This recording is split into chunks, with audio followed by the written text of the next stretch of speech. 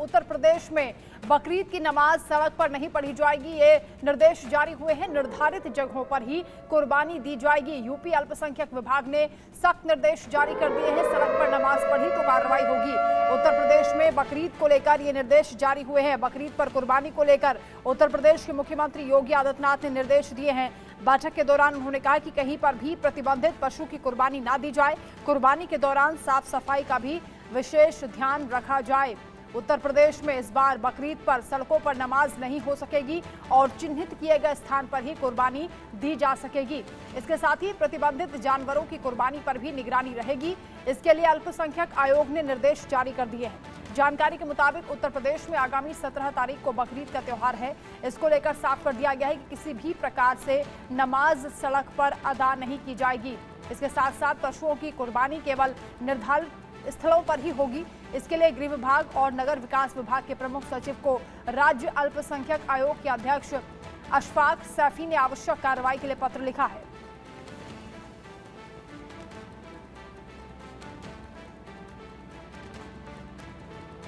तो 17 जून को बकरीद है और उत्तर प्रदेश में बकरीद को लेकर नया आदेश जारी हुआ है। उत्तर प्रदेश प्रशासन ने साफ कर दिया कि बकरीद पर नमाज सड़कों पर नहीं पढ़ी जाएगी। इसके लिए प्रशासन ने विकल्प भी मौलानाओं को बता दिया है। वहीं बकरीद पर होने वाली कुर्बानी को लेकर भी सख्त नियम बनाए गए हैं और अब कहीं भी खुले में कुर्बानी नहीं दी जा सकेगी। प्रशासन की ओर से सभी डीएम तक आदेश पहुंच गए हैं और जिलाधिकारियों ने सरकार के फैसले से मस्जिदों के मौलानाओं और इमामों को भी अवगत करा दिया है। रिपोर्ट आप देखिए।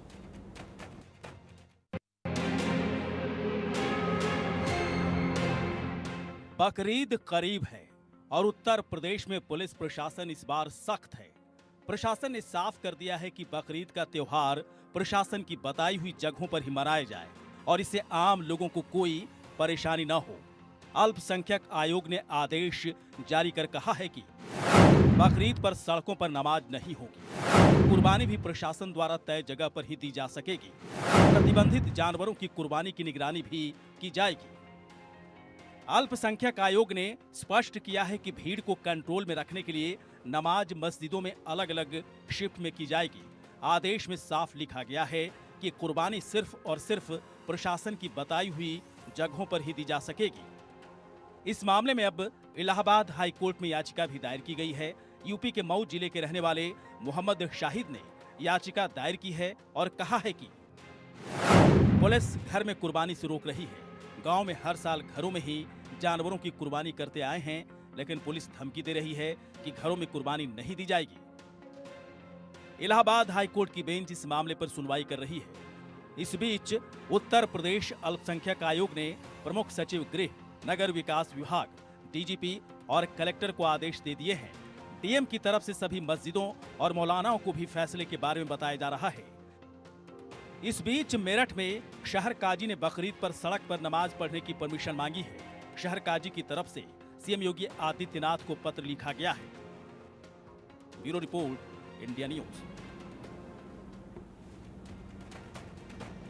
और इसी पर हम चर्चा भी करेंगे। एचएस रावत जी हमारे साथ जुड़ रहे हैं, हिंदू धर्म गुरु हैं, आपका स्वागत है। एचएस रावत साहब, बकरीद को लेकर जो निर्देश यूपी सरकार की ओर से दिए गए हैं, किस तरह से आप उसको देख रहे हैं? क्योंकि सुरक्षा के लिहाज से भी और माहौल खराब ना हो इस लिहाज से भी, साथ ही क्योंकि मुख्यमंत्री योगी आदित्यनाथ की ओर से भी कह दिया गया कि जो कांवड़ क्षेत्र है, जो कांवड़ का यात्रा का रास्ता है, वहां पर भी किसी तरह के शरारती तत्व कोई हरकत ना करे, इस पर भी निगरानी रखी जाएगी। कैसे देख रहे हैं आप? देखिए वंदना जी, बिल्कुल सरकार ने जो फैसला लिया है उसका मैं समर्थन करता हूं और सरकार जो फैसले ले रही है वो बिल्कुल ठीक है। पहले अंधेरगिर्दी होती रही है, सड़कों पर नमाज अदा होती थी, रास्ता ट्रैफिक जाम होता था, लोगों में एक दहशत का माहौल बनता है।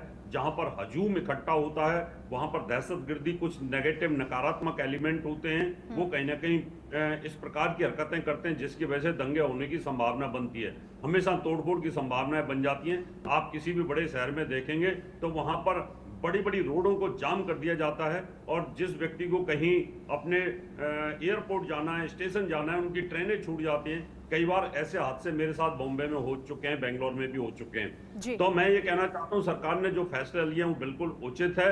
हाँ। और इसको सख्ती के साथ इसका पालन कड़ाई के साथ करना चाहिए। मुस्लिम भाइयों से, मौलानाओं से, इमामों से क्या आपकी अपील होगी? मैं सभी से यही कहना चाहूंगा अगर इस देश के अंदर भाईचारा रखना है तो आपको जो आतंकवादी गतिविधियां लगातार जम्मू कश्मीर में चल रही हैं, इनको आपको रोकना चाहिए, आगे आना चाहिए।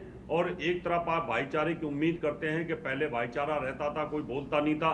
अरे बोलता इसलिए नहीं था कि आपको सरकारों का सानिध्य था, लेकिन आज बोलने की स्थिति में हम हैं और हम ये अत्याचार नहीं देख सकते कि हमारी आंखों के सामने अगर आप निर्जीव को काट देते हो, उसकी गर्दन हलाल कर देते हो, उसका खून बहता रहता है, वो तड़पता रहता है। एक धर्म ये कहता है कि आप हिंसा मत करो और एक धर्म हिंसा को बढ़ावा देता है। जिसको हम पूछते हैं आप उसको चोरी छिपे कहीं ना कहीं उसको हलाल करने की कोशिश करते हो। एच.एस. रावत साहब, लेकिन एक दिलचस्प याचिका दायर की गई है इलाहाबाद हाईकोर्ट में और मुख्यमंत्री योगी आदित्यनाथ को भी चिट्ठी लिखी गई है जिसमें सड़क पर नमाज की परमिशन मांगी गई है, ये कहते हुए कि सबको एक साथ नमाज पढ़ने की इजाजत मिले और घरों में कुर्बानी की इजाजत मांगी जा रही है। इसके साथ ही ये भी कहा जा रहा है कि जो सफाई की व्यवस्था है, पानी की व्यवस्था है, वो प्रशासन करे। देखिए वंदना जी, मैं तो ये कहना चाहता हूं कि जो परमिशन मांगी गई है, परमिशन नहीं देनी चाहिए, क्योंकि ये वैसे कहते हैं कि हम अपने अल्लाह की इबादत कर रहे हैं और इबादत कहाँ में होती है? ईदगाह के अंदर ईद की जो नमाज है वो होती है। सड़क के ऊपर कूड़ा होता है, करकट होता है, गंदगी होती है। क्या वो पूरी सड़क को साफ करेंगे? साफ करने के बाद इबादत गाह यहाँ पर जहाँ एक हमारे यहाँ पर नहीं, साफ नहीं करेंगे, वो कह रहे हैं प्रशासन साफ करे, व्यवस्था प्रशासन क्यों करने लगेगा? प्रशासन अगर साफ करेगा तो सबके ही साफ करने लगेगा और फिर प्रशासन देश न चला करके प्रशासन सिर्फ धर्म के लिए ही गुलाम हो जाएगा। ये प्रशासन का काम नहीं होता है। प्रशासन का काम है देश को चलाना, देश के अंदर किसी प्रकार की समस्या होती है उसको ठीक करना, सुरक्षा व्यवस्था करना। ये नहीं है कि प्रशासन जाके मस्जिदों की सफाई करेगा या मंदिरों की सफाई करेगा। ये बेतुकी बातें हैं इनकी। प्रशासन को सख्ती के साथ कार्रवाई करनी चाहिए और इन्होंने जो वहां पर याचिका दायर किया उसको कैंसिल कर देना चाहिए। अपनी मस्जिदों में जाकर के इनको नमाज अदा करनी चाहिए। नूर अहमद अजहरी जी हमारे साथ जुड़ गए हैं, मुस्लिम प्रवक्ता हैं, स्वागत है आपका। नूर अहमद साहब, बकरीद को लेकर यूपी सरकार की ओर से जो निर्देश दिए गए हैं, कैसे आप उसको आंक रहे हैं और क्या घरों में ही रहकर ये जो पूरा त्योहार है मनाया जाएगा और नमाज सड़कों पर ना पढ़ी जाए, इसको लेकर अपील की है सरकार ने? देखिए, सड़कों पर नमाज की जो बात है वो पहले की सरकारें जो थी वो तो मंदिरों में भी बहुत सारे प्रोग्राम सड़कों पे होते थे, मस्जिदों में भी होते थे, किसी को कोई ऐतराज होता ही नहीं था। जब से भारतीय जनता पार्टी की सरकार का वजूद हुआ है तब से इन लोगों ने इन चीजों पर पाबंदी लगाई है। जब पाबंदी लगाई है लोगों ने माना है, हम लोगों ने हमने इसका स्वागत किया है।